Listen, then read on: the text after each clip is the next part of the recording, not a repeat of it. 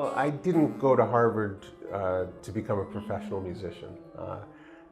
I had a great education there, and I wouldn't trade it for the world. But had I known at the time that I was going to be a professional musician, I probably should have gone to music school. I always loved music, but music wasn't. It wasn't ever what I thought I was going to. I was never serious about it, and it wasn't what I thought I was going to do as my profession for a living. So when I went to university, I first thought I was going to be a doctor, and then but I concentrated in a kind of more of sociology, and later thought I was going to go to law school. So music for me is kind of ended up being a music career was a big accident, but a terrific accident, best accident I've ever had.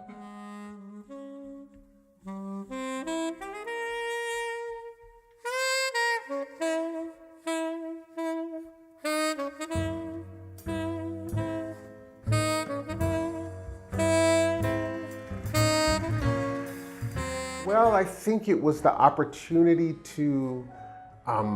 I didn't realize how much I loved music till I had the opportunity to play it with some of the best musicians alive. I moved to New York for what I thought was going to be a year off between undergraduate studies and law school.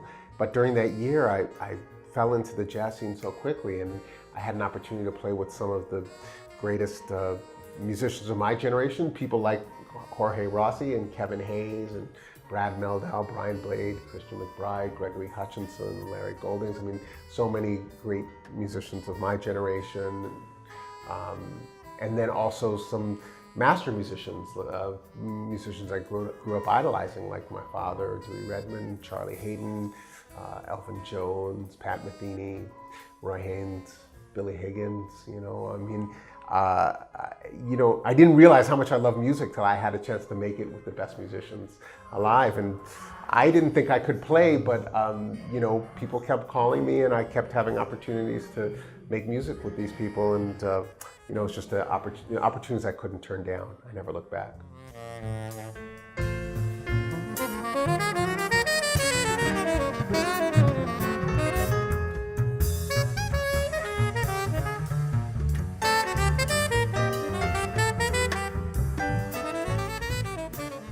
Well, that's a good question.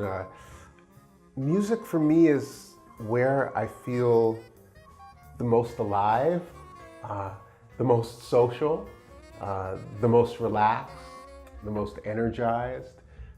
I feel in some ways I'm more me playing music than anywhere else. And it's, for me, music is expression and communication through sound. I'm trying to express the feelings and ideas I have in the moment, if it's jazz, improvised, and do it in a way that connects with other musicians that I'm playing with and the people that we're making music for.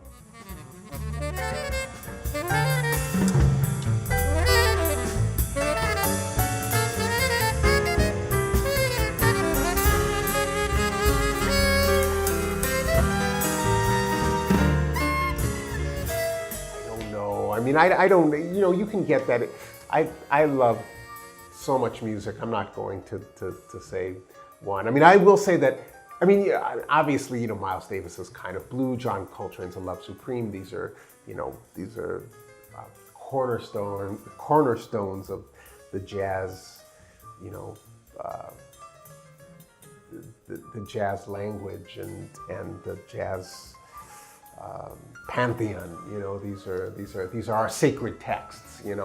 But for me, as the album that turned me on, I think that woke me up to the power and potential of improvisation was Sonny Rollins' Saxophone Colossus. That, for some reason, I think when I heard it, the time where I was in my life and music, it opened so many doors for me. So that was a seminal album.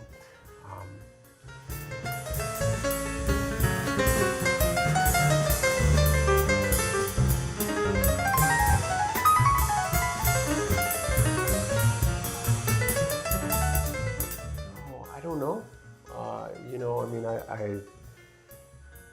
I don't think I can answer that question. For me, you know, with jazz, I play in the moment. So I dedicate every song to the moment, to you know, to the people who are there, and that you know, we're trying to create something.